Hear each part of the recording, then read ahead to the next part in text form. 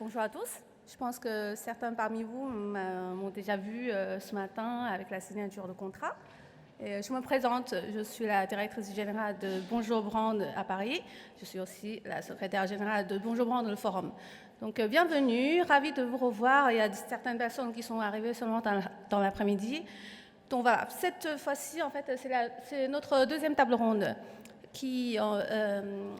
On va discuter au sujet de la sustainability et la créativité dans le monde post-Covid et surtout le côté spécial de cette table ronde qui me tient à cœur profondément, personnellement et professionnellement, c'est qu'on a invité 4 femmes brillantes qui nous rejoignent sur cette table ronde.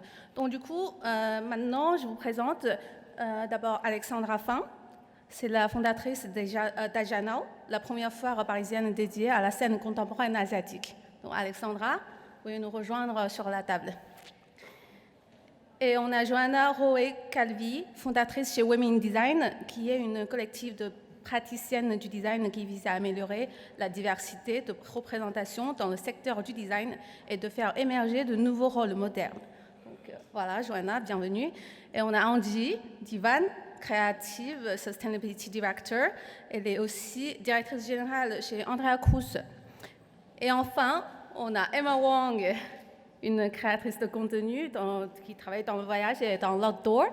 Elle a ensemble 450 000 followers sur tous les réseaux. Et elle est aussi ma chère amie depuis 12 ans. Donc, je vais vous laisser vous présenter. Et puis, je vous rejoins sur la table. Merci beaucoup. Alexandra ?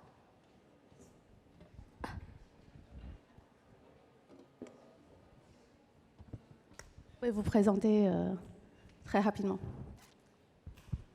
Voilà, je commence. Bonjour, ravie d'être là. Merci beaucoup de votre invitation. J'ai créé en 2015 donc Ajanao, la première foire en Europe, mais en fait la première foire dans le monde, puisque le modèle ne s'est pas répliqué, dédiée aux artistes asiatiques et de leur diaspora. C'est une foire qui a été lancée principalement avec une très forte présence chinoise en 2015 pendant la Biennale de Venise, avec un tout premier projet dédié à Gengogu. Je suis en train de préparer actuellement la 8e édition et pour la première fois à la Monnaie de Paris. Donc vous êtes tous évidemment conviés et je serais ravie de vous en dire plus par la suite. Yeah. Merci Alexandra.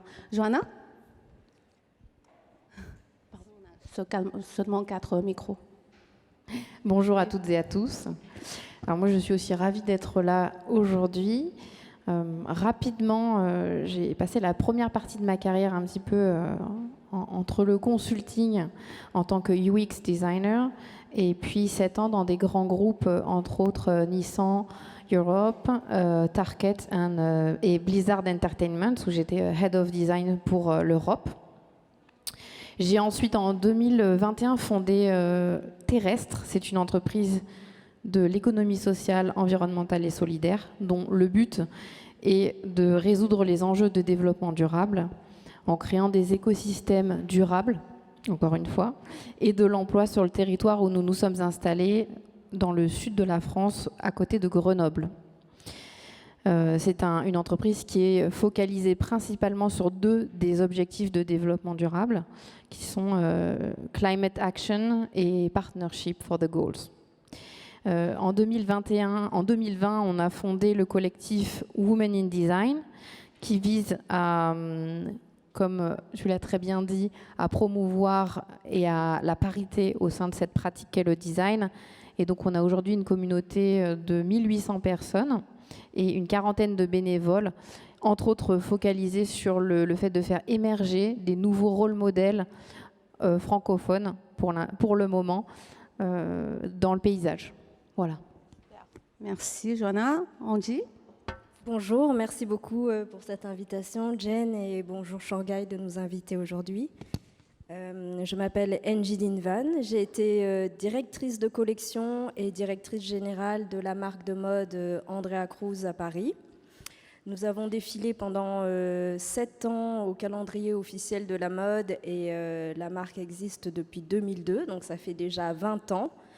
Et nous avons été pionniers de la pratique qui s'appelle l'upcycling, dont on entend beaucoup parler aujourd'hui, qui est le fait de revaloriser des vêtements en fin de cycle pour leur donner une nouvelle vie en les transformant.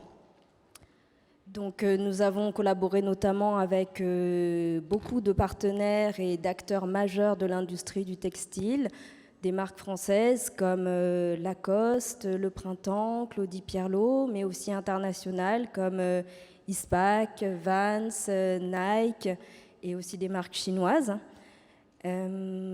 Pour vous dire qu'en fait, l'upcycling n'est pas seulement un secteur de niche, mais il est aussi accessible à de grands acteurs de l'industrie textile et que le changement est possible pour tous. Parallèlement à ça, j'ai créé un collectif de conception de projets entre art et architecture.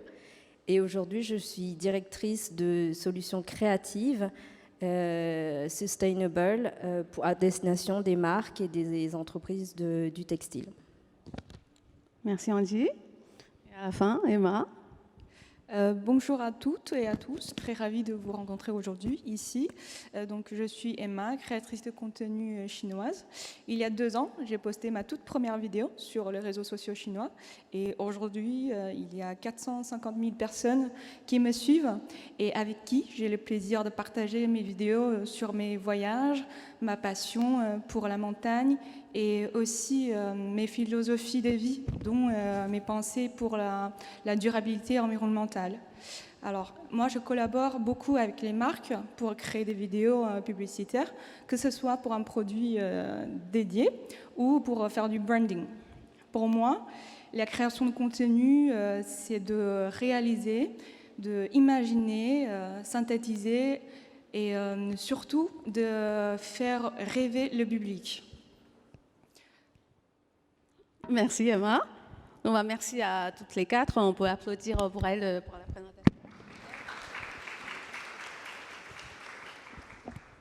Donc aujourd'hui, le sujet, c'est sur la sustainability et la créativité. Dans le monde post-Covid surtout, parce que ce que vous avez entendu ce matin, Jing, il est de retour de Chine depuis 3 ans, et ça fait 3 ans que je ne suis pas retournée en Chine non plus. Donc du coup, ce monde post-Covid, ça a devenu un vrai concept quand même pour nous, pour tout le monde, et notamment des gens qui travaillent dans la créativité. Donc, c'est pour ça qu'on voulait parler vers cet angle-là. Et ma première question, c'est en fait le premier sujet que je veux évoquer avec vous, c'est que en fait l'écologie ou la sustainability, c'est une notion déjà évoquée depuis très très longtemps. En fait, l'étiquette écologique était créée en France déjà depuis 1970. Mais plus en plus, maintenant, on en parle plus souvent. Et cette notion, elle fait que plus en plus de gens le pratiquent, l'appliquent dans la vie, nous ont fait changer notre manière de penser, de vivre, de réagir, de créer. Donc, pour moi, pour certaines marques, les artistes, les créateurs de contenu et les designers, ça peut être des fois une contrainte.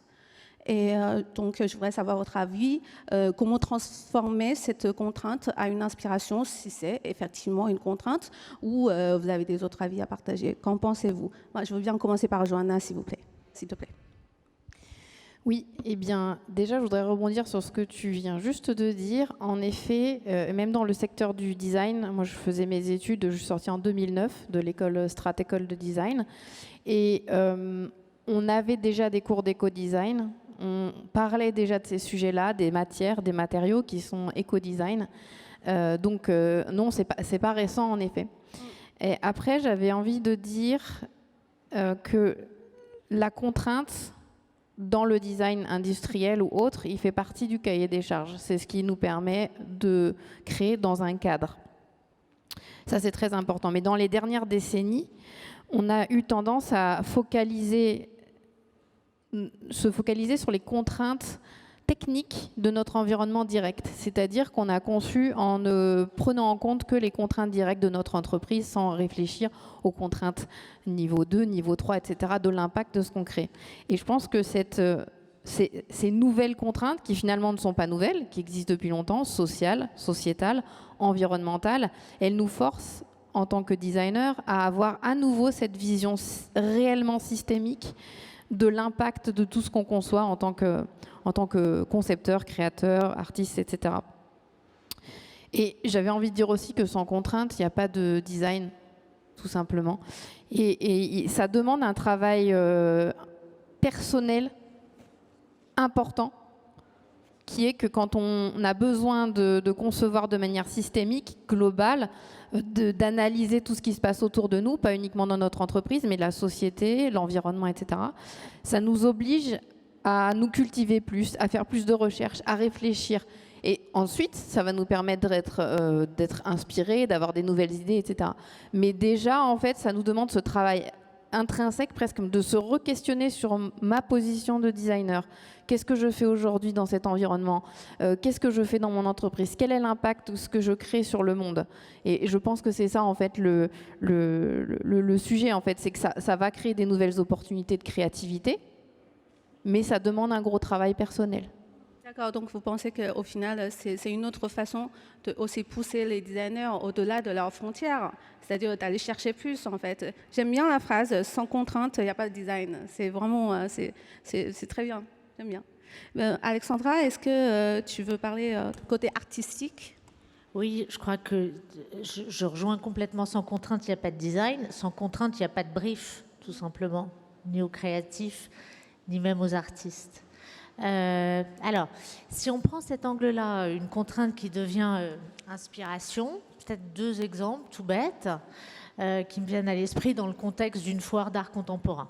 Autrefois, on sautait dans un avion, comme on prend le métro, on sautait dans un avion pour assister à la foire de Shanghai, pour faire une conférence sur tel ou tel sujet à Tokyo. Et nous-mêmes, à Ejena, où nous avions le plaisir de flyer, comme on dit, un bon nombre d'intervenants à Paris pour les 3 jours de foire. Aujourd'hui, d'une manière raisonnable, éco-responsable, en matière de trace carbone, c'est des choses raisonnablement, voilà, qui sont quand même compliquées à continuer. Et c'est finalement des comportements qui changent. Donc, qu'est-ce que ça veut dire concrètement ?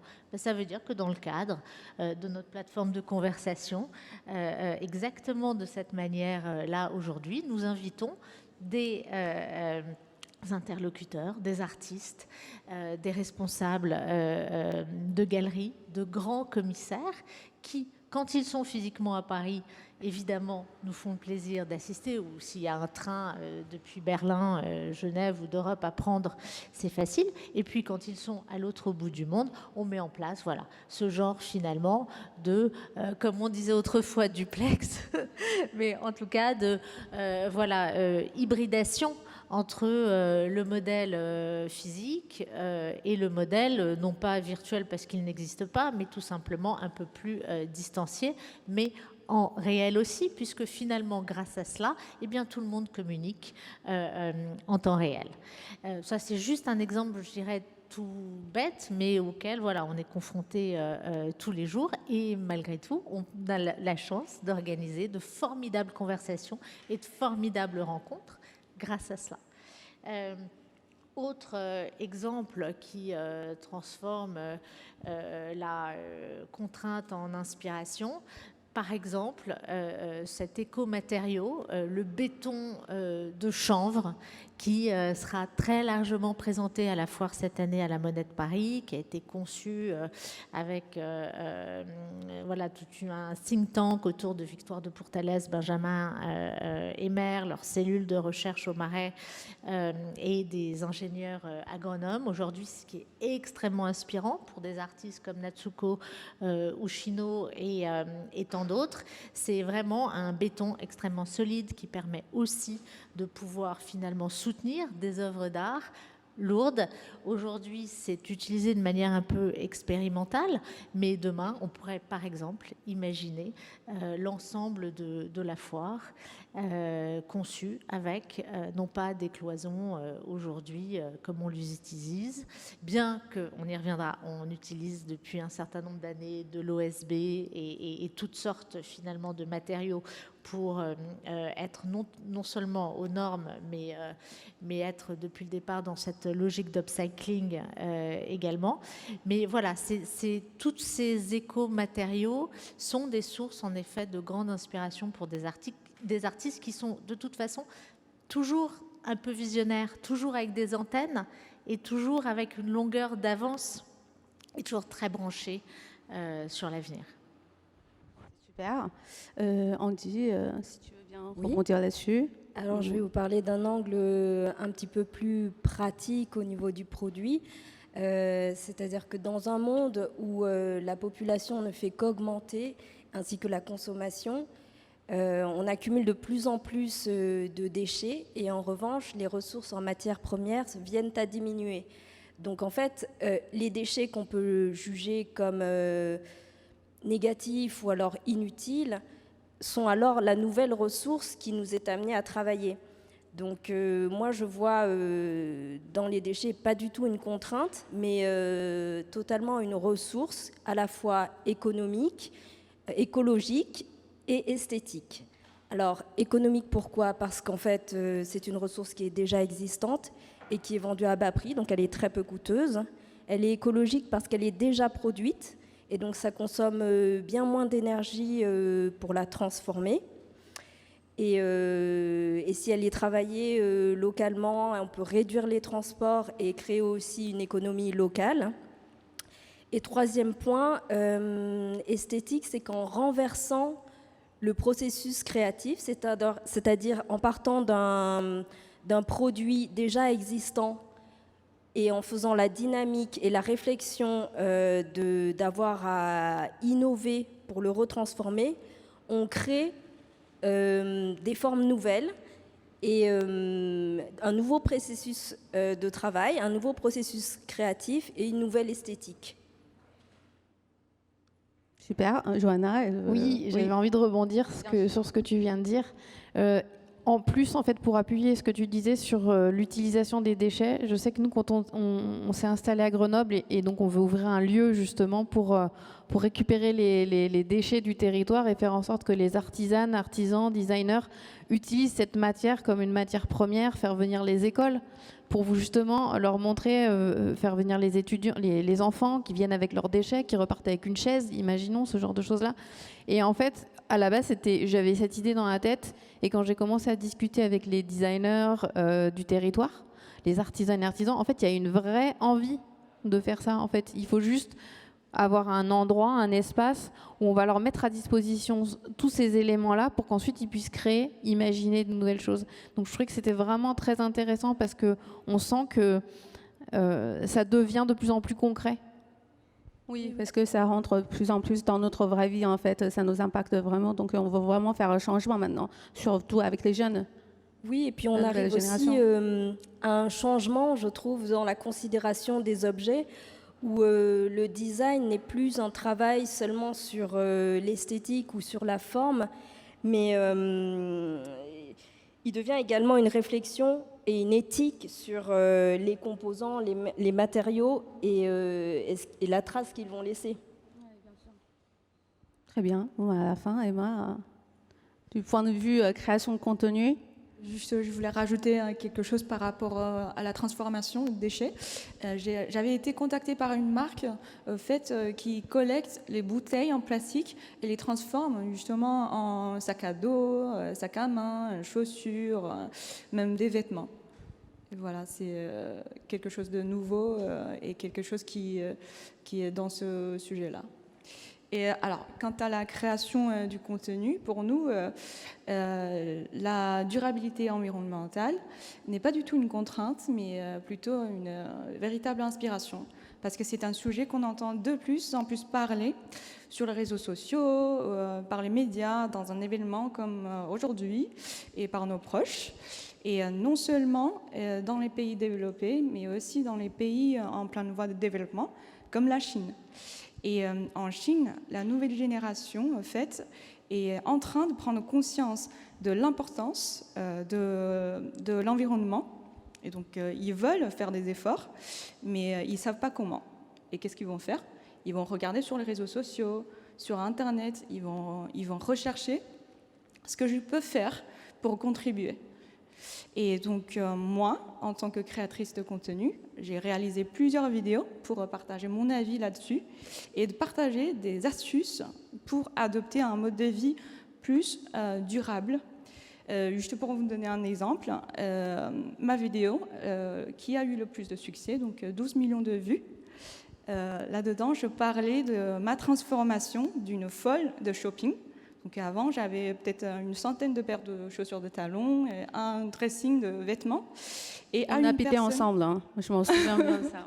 Oui. Oui, on était en colocation ensemble.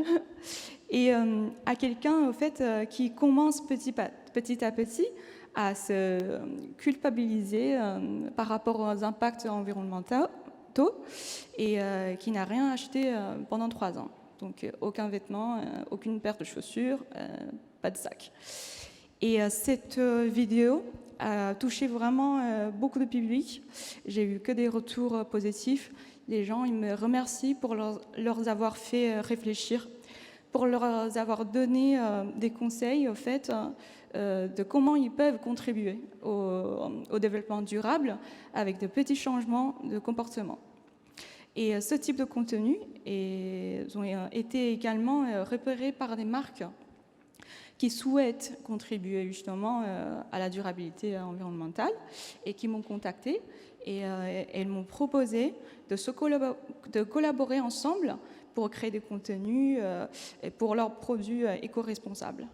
Je pense que là, donc, vous voyez la sustainability, pour moi, c'est vraiment une inspiration et qui m'a apporté beaucoup plus d'opportunités et ça crée un cercle vertueux. Ouais, donc du coup, ça stimule la créativité dans un autre sens, par un autre chemin. Oui. Et tout à l'heure, vous avez parlé, en France, dans les différents domaines artistiques, design et de la mode, et aussi dans la création de contenu aussi, en fait, en Chine. Et en fait, ça fait penser à notre deuxième sujet, c'est que on est, en fait, cette crise sanitaire, c'est vraiment bien la première fois dans l'histoire de l'humanité, en fait. On n'est jamais en face d'une même maladie en même temps avec tout le monde. Donc vraiment, tout le monde est dans la même chose. Et donc du coup, normalement, quand on passe quelque chose, on fait quelque chose ensemble, on vit quelque chose ensemble, on aura un peu plus d'empathie. On va penser plus pour les autres, on va réfléchir un peu autrement. Mais est-ce que vous pensez que c'est vraiment le cas? Est-ce que vous pensez que cette crise sanitaire, au final, maintenant on est pseudo dans le monde pseudo-post-Covid, est-ce que vous pensez que ça crée plus d'espace de collaboration ou ça devient un peu compliqué parce que ça fait 3 ans, par exemple, ça fait 3 ans que la Chine et la France on n'a pas de voyage entre les deux pays et ça crée trop de difficultés. Donc, à vous de donner des avis. Si quelqu'un peut commencer. Quelqu'un souhaite commencer? Ouais. Je me lance. Déjà, je voulais quand même dire un petit aparté. On est quand même 2 Grenobloises sur le panel et on est à Paris, donc je tenais à le dire quand même, 2 Grenobloises. C'est pas mal du tout. Petit aparté à part, je pense que face à des crises, il peut y avoir 2 types de comportements. Enfin, il y en a plein, mais en tout cas, j'en note 2. Un espèce de repli sur soi face à la peur d'être infecté, d'attraper une maladie qui peut se transmettre à sa famille, qui peut les tuer, en l'occurrence avec le Covid. Et il y a un deuxième comportement, et on a observé les 2, qui est le besoin de connexion aux autres êtres humains. Donc ce besoin de connexion, ce manque finalement d'être connecté avec des autres êtres humains. Je me rappelle de la phrase d'Aristote qui disait l'homme est un animal social, et je pense que c'est ça en fait ce qui a émergé finalement, même s'il y a eu beaucoup d'individualisme dans cette crise. On a observé beaucoup d'individualisme. J'achète tout en France, j'achète toutes les pâtes du magasin ou tous les rouleaux de papier toilette. Enfin, c'était quelque chose d'assez individualiste, et en même temps on a eu un truc très très social de connexion, et ce besoin de se connecter à des communautés.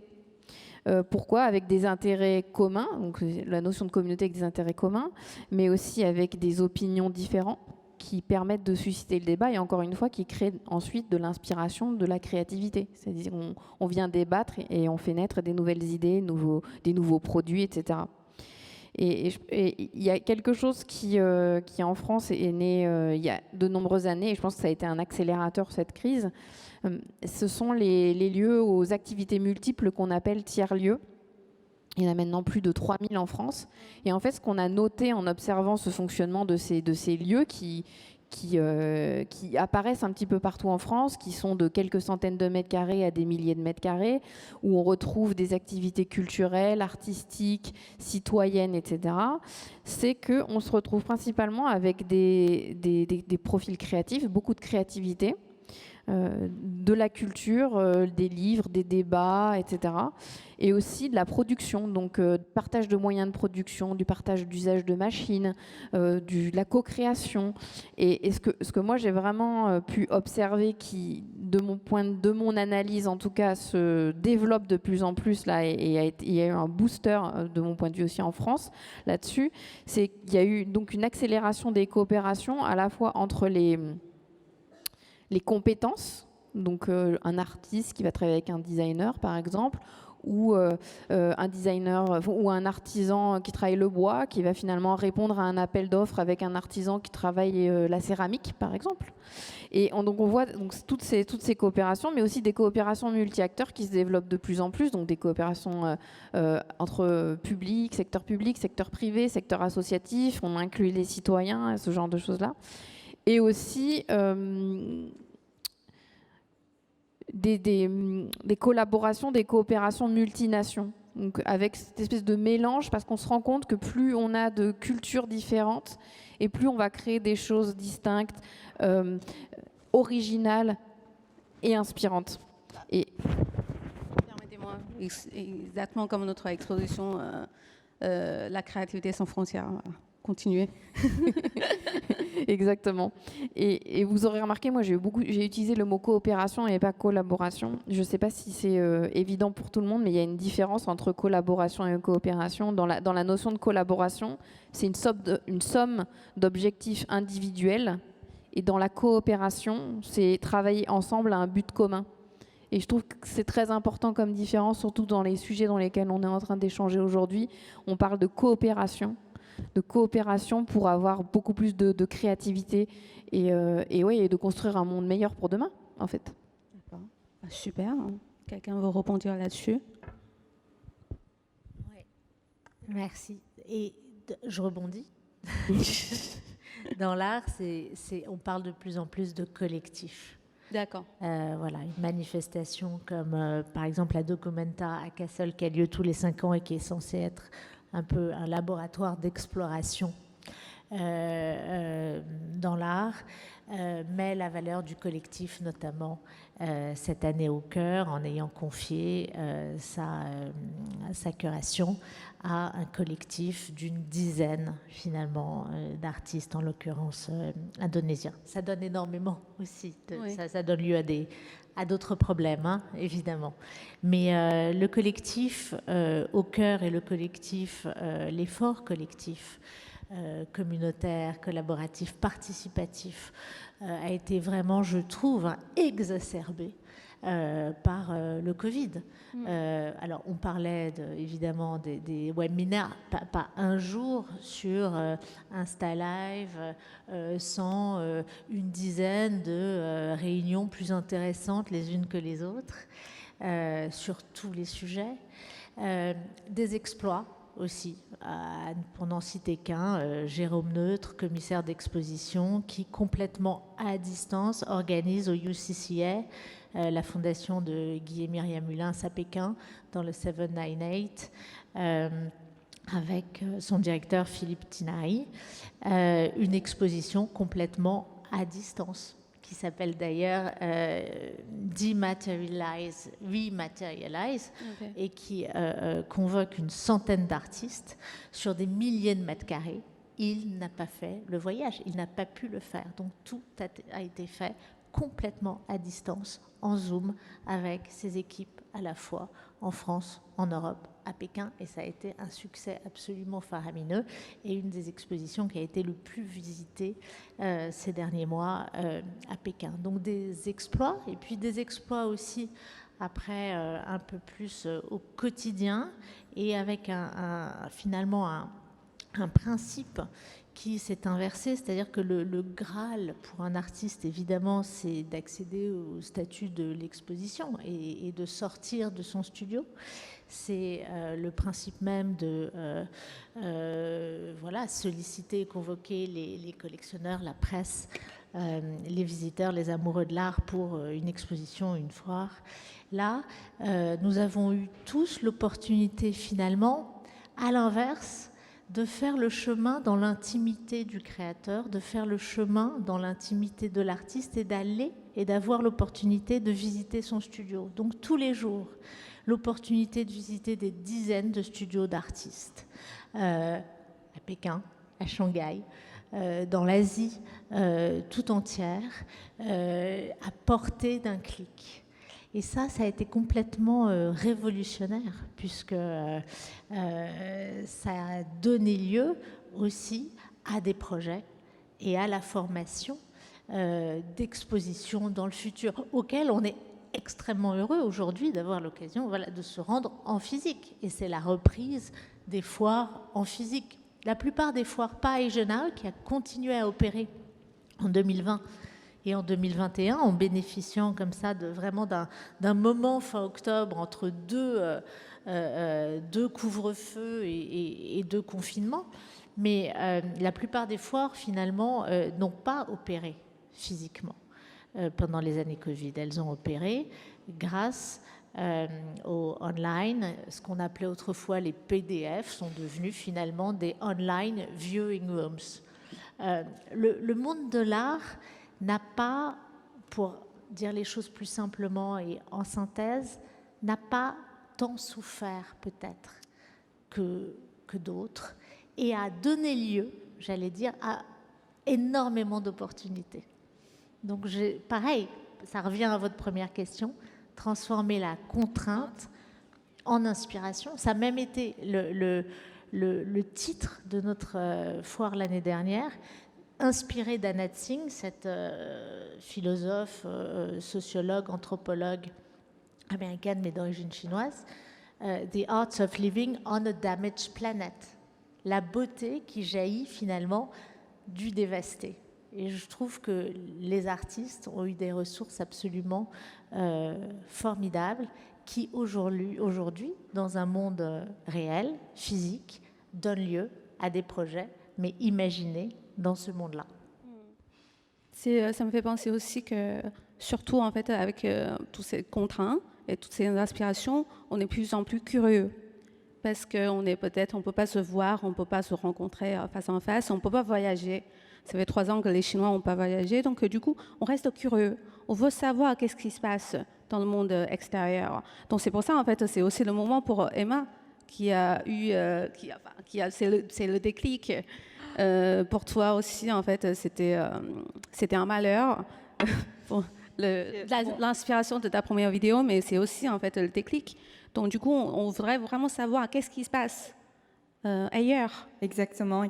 Donc, premièrement, comment je suis devenue créatrice de contenu? C'est un peu grâce au Covid. Parce que, au fait, j'ai appris à faire des montages vidéo pendant le confinement au Chili. Donc, j'étais sur le 18e mois d'un grand voyage toute seule, en sac à dos. J'avais en tête de voyager pendant 4 ans, 5 ans, sans fin. Mais voilà, le Covid. Mais grâce à ce savoir-faire, d'avoir appris toute seule le technique de faire des vidéos, etc., j'ai pu partager petit à petit. C'était un incroyable voyage avec ma communauté chinoise qui était enfermée en Chine. Et d'ailleurs, ils sont toujours enfermés aujourd'hui. Ils ont toujours un très grand désir, une curiosité envers le monde à l'extérieur. Et moi, à travers de mes vidéos, je leur montre une culture, de différentes cultures, gastronomie, paysages, etc., qui leur font fait vraiment rêver. Et je suis donc comme un pont spirituel pour eux, donc qui reliait la Chine et avec le reste du monde. Et je pense que c'est peut-être l'un des facteurs importants qui me fait sortir du lot, qui a assuré ma réussite un peu sur les réseaux sociaux. Ça t'a aussi inspiré en fait de trouver des autres contenus Exactement. qui peuvent intéresser.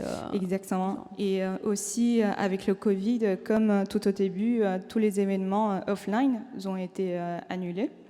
Et pour continuer à faire du marketing, les marques ont dû changer de stratégie et ils ont opté pour la solution digitale. Donc ils ont fait appel aux créateurs de contenu talentueux qui correspondent non seulement à l'image de la marque, mais qui sont aussi capables au fait de faire rêver les consommateurs à continuer à faire vivre la marque. Donc c'est là où j'interviens. Et pour moi, dans ce travail de créatrice de contenu, pour nous, que les échanges soient faits en face ou à distance, ça ne change pas beaucoup de choses, parce que tout ce dont j'ai besoin, c'est une expression du message que les marques veulent transmettre. Et souvent, pour eux, c'est assez clair. Et ensuite, je joue plusieurs rôles dans ce travail. Je suis la commerciale, relations publiques, je suis scénariste, je suis productrice, réalisatrice, scénariste et vidéaste, photographe. Je fais tout. Je fais aussi le montage vidéo et je fais aussi actrice si besoin. Voilà, donc dans mon monde de travail, je pense que le fait de ne pas pouvoir peut-être rencontrer les marques, les gens en vrai, ne pose aucune contrainte pour nous. D'accord. Quand tu parlais de tes différentes identités, ça me fait penser à Andy, qui est aussi directrice générale, directrice artistique, consultante dans le upcycling. Donc peut-être tu peux partager ton avis sur ce point-là. Alors, moi je trouve que dans le secteur de la mode, le Covid, justement, je rejoins ce que disait Emma tout à l'heure, ça a donné à beaucoup de gens une prise de recul et un nouveau regard par rapport à la consommation de vêtements. Donc dans l'industrie, c'est vrai que ça a créé une grande baisse de la consommation de vêtements en général. Mais en revanche, il y a eu un essor, le plus grand essor sur le marché, ça a été le marché du vintage, de la seconde main, qui est celui qui est en plus forte progression, je pense, de plus de 10% de chiffre d'affaires chaque année dans le marché du textile. Et il est même envisagé qu'en 2028, le chiffre d'affaires du vintage ou de la seconde main dépasse celui de la fast fashion aux États-Unis. Donc ce sont des chiffres qui sont criants d'une conscience sur le réemploi, une économie aussi circulaire. Donc après, il y a des applications d'échange de vêtements entre consommateurs à consommateurs qui ont émergé aussi et qui ont vraiment décollé grâce au Covid. Aussi le fait de consommer via Internet, de se débarrasser de ces vêtements et pour pouvoir s'en acheter peu mais bien. Moi, j'en fais partie. Donc, oui. J'ai déménagé l'année dernière parce que j'ai vécu pendant 12 ans à Paris et je suis partie à Grenoble pour me retrouver autour des montagnes. Et j'ai vendu presque 90% de mes vêtements justement sur les applications de seconde main. Mais oui, comme énormément de gens en France. Je crois que la France, par exemple, est le premier en nombre d'inscrits sur les applications de revente de vêtements en ligne. Donc, c'est la plus grosse tendance, en tout cas, dans le vêtement, mais aussi par rapport aussi, pour revenir à ce que disait Johanna tout à l'heure, la distance et le Covid, ça a permis aussi une innovation, en tout cas dans la manière de montrer les vêtements du point de vue des professionnels. Donc, comme il y a eu plusieurs Fashion Week consécutives qui ont été annulées officiellement, donc c'est l'événement le plus important de l'année pour les créateurs de mode et puis toutes les marques de luxe qui défilent et qui investissent des millions pour pouvoir montrer leur travail. en fait, on a été du coup amené à penser autrement, c'est-à-dire, par exemple, faire des défilés virtuels. Certains ont fait des vidéoclips, certains ont travaillé l'univers de marque, certains ont fait des jeux vidéo, certains ont créé justement des colis envoyés chez les acheteurs avec des lookbooks en vidéo, avec des DVD qui mettaient en scène voilà, la musique qu'ils auraient imaginée pour le défilé. En tout cas, ça a donné naissance à des pratiques très créatives pour pallier à ça et qui finalement ont amené à des économies de ressources, mais aussi à une diffusion en live à un bien plus grand nombre de personnes que ça n'aurait pu être le cas lors d'un défilé classique. Et pour continuer aussi sur les innovations technologiques, je pense en effet dans la mode que les réseaux sociaux, les communautés qui sont voilà, en ligne et à un niveau international aujourd'hui, ainsi que le métaverse, vont engendrer des nouvelles formes de création et des nouvelles collaborations, en tout cas internationales, que l'on n'avait pas envisagées. J'avais rapidement envie de rebondir juste sur la partie seconde main, justement. Je trouve que c'est important de garder en tête, par rapport à ce marché de la seconde main, qu'il ne faut pas que ça fasse disparaître le don. Le don justement de vêtements, etc. Et ça pourrait être le risque. C'est un petit peu les voix qu'on commence à entendre émerger. C'est attention, finalement on peut vendre pour 1, 2 euros sur des applications. Mais qu'en est-il du don qui permettait à des personnes de s'habiller, des personnes très défavorisées de s'habiller. Donc il y a juste ce petit truc, je pense, à garder en tête par rapport à l'engouement qu'on peut avoir par rapport à la seconde main, de bien avoir toujours ce côté très... cette approche un peu sociale d'emmener toutes et tous dans ce truc-là et que ça n'exclut, que ce ne soit pas finalement une amélioration, une évolution qui exclut. Oui, d'accord.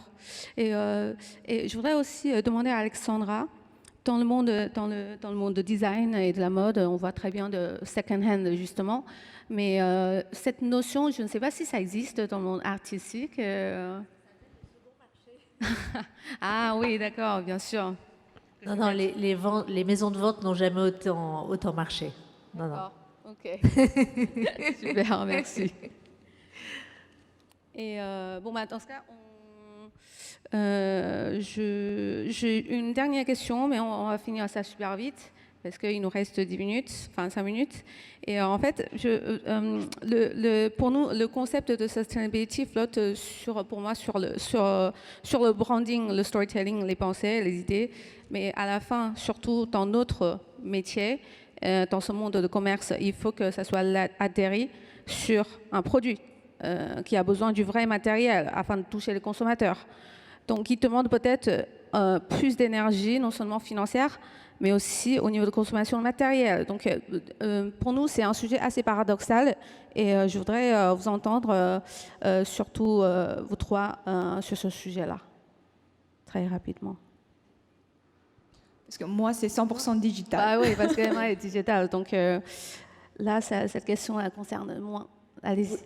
Oui, alors moi, pour parler de la pratique de la durabilité, en tout cas au quotidien, ça ne concerne pas seulement l'histoire de la marque ou le branding.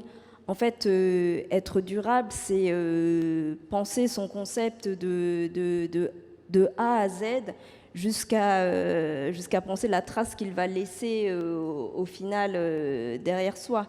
Donc, c'est comment sourcer durablement, comment travailler de façon équitable, comment réduire les transports ainsi que les déchets, comment vendre à un prix juste et comment au final engager derrière soi des clients ou en tout cas une communauté vers des valeurs que l'on a envie de porter par choix. Donc en effet, ça peut se traduire par un vêtement ou un produit, mais en fait, le produit, au final, n'est qu'un vecteur qui va susciter une émotion et qui va être le médium pour parler de ses valeurs et de sa pratique. Donc, un produit qui a été bien pensé, qui peut être qualitatif, qui peut être aussi beau et bon, en fait, va donner au consommateur l'envie de le garder et de le réparer le plus longtemps possible. Et cela peut passer par un produit physique, mais ça peut être aussi des services. Ça n'est pas obligé de se matérialiser. Il est possible aussi de proposer des services de recyclage, de réparation, des workshops d'initiation à l'upcycling auprès de sa communauté. Donc en fait, pour moi, plus qu'un produit, c'est un lifestyle, c'est un mode de vie. D'accord, super. Alexandra? Oui, dématérialisation de tous les objets aussi constitutifs qui formaient autrefois, par exemple, les codes d'entrée dans une exposition, dans une foire. Aujourd'hui, n'existe plus ces passes en plastique. Nous, on était passé il y a quelques années vers des passes déjà en bois recyclé, en bambou recyclé. Mais aujourd'hui, tout est digital et on observe de plus en plus une étude et une analyse d'ailleurs de l'impact digital en termes d'empreinte carbone, car ça a aussi un impact. Tous ces mails et ces objets dématérialisés. En termes de normes aussi, on parlait tout à l'heure du béton de chanvre, mais sans aller jusqu'à ces explorations en termes d'écomatériaux, il s'agit d'aller toujours au plus juste, de ne plus être dans le gâchis, de ne plus surcommander, mais plutôt sous-commander, de faire appel à des artisans qui ont la capacité, la veille pour peut-être 3 ou 4 jours après, éventuellement d'augmenter légèrement les productions, d'augmenter des quantités, mais dans une moindre... C'est de faire, j'allais dire, peut-être au plus juste et de manière peut-être la plus artisanale. Et après, c'est évidemment, voilà, pour un tote bag, utiliser évidemment des matériaux, des fabriques recyclés. Et tout à l'heure, je rebondis, j'ai balayé un peu vite votre question sur la maison de vente. La maison de vente, c'est vraiment évidemment le lieu où l'œuvre d'art prend de la valeur en n'étant pas directement issue de la galerie, mais d'une collection existante. Mais finalement, de plus en plus, à y regarder de plus près, toutes les galeries, quasiment, en tout cas les plus grosses, se sont lancées sur le second marché, avec des galeries justement spécialisées dans le second marché. Voilà, c'était pour rebondir un peu plus sur la deuxième question. Mais oui, de plus en plus, on parle dans la création d'événementiels et d'événementiels dans l'art, d'upcycling aussi, de recyclage et de matériaux éco-certes et aux normes. Il ne s'agit plus d'être dans ces dépenses pharaoniques d'autrefois. Alors après, est-ce que sur le long terme, on va tenir la longueur? On va essayer. Merci. Joanna, je veux bien que tu... Oui, alors moi, je pense que je vais mettre un peu les pieds dans le plat. Ok. C'est que j'ai l'impression que finalement, on est en train de se poser ici comme question, la question de fond, c'est est-ce que notre système économique, notre mode de consommation est compatible avec le développement durable? Bon, la réponse est non. En fait, on va pas tourner autour du pot. Et en fait, j'ai un super exemple. J'ai participé à une grande convention sur le marketing il y a quelques années. Et donc, 2 personnes montent sur scène en disant à quel point ils ont fait des améliorations incroyables pour supprimer le papier en termes d'outils de communication. Donc, ils étaient très fiers de ça. Et finalement, ils nous expliquent que ça a permis d'accroître leurs ventes. Mais qu'est-ce qu'ils vendaient? Des produits en plastique. Donc du coup, on se pose la question, Voilà, il faut peut-être réfléchir un peu plus derrière. Et en fait, la question que je me pose moi aujourd'hui, c'est de se dire, non, c'est pas compatible, mais oui, on peut réduire le paradoxe. Et pour réduire le paradoxe, en fait, on a une multitude, quand on commence à regarder toutes ces problématiques, on a une multitude de possibilités pour les entreprises et même des opportunités business. De création de nouveaux produits, de nouvelles gammes, etc. Mais en lien avec les défis sociaux, sociétaux et environnementaux de notre époque. On appelle ça des poches d'innovation. Donc il y a des secteurs d'innovation où on n'est pas encore allé parce qu'on n'a pas été obligé. On ne nous a pas poussé à aller dans ces poches d'innovation-là. Donc pour moi, il y a ces poches d'innovation et ça va nous permettre, en tant qu'entreprise, aux entreprises, de se retrouver à nouveau être les premiers à. Je suis le premier à avoir osé réinventer mon modèle économique en incluant les profils créatifs, les designers, etc., les artisans, et à créer en fait des nouvelles façons, des nouveaux objets, des nouvelles façons de produire ou carrément une nouvelle façon de voir l'entreprise de demain. Et je pense que c'est ça, c'est qu'il faut réussir à incarner ces valeurs. C'est-à-dire qu'aujourd'hui, tout le monde a fait cet effort de dire c'est quoi nos valeurs d'entreprise. Maintenant, il faut les incarner concrètement, parce que quand on ne les incarne pas concrètement, on se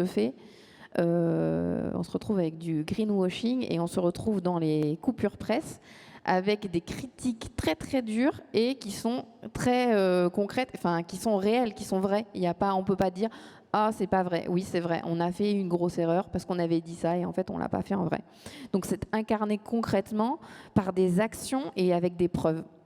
En tout cas, nous, chez Terrestre, donc l'entreprise que j'ai fondée et dont je suis la présidente, on accompagne par le design la réinvention des modèles économiques des entreprises et de manière à les transformer en modèles circulaires et plus régénératifs de notre planète. D'accord. Bon, bah, super. Je pense qu'on peut se poser la question, est-ce qu'on veut vraiment faire quelque chose? Je pense que la réponse est oui. Et je vous remercie à toutes ces quatre pour cette table ronde très animée. Et je vous demande de rester aussi parce qu'on a la 3e table ronde qui arrive. Et je vais faire la présentatrice de cet après-midi. Allez-y. Vous pouvez applaudir maintenant. Vous avez... Merci. Merci.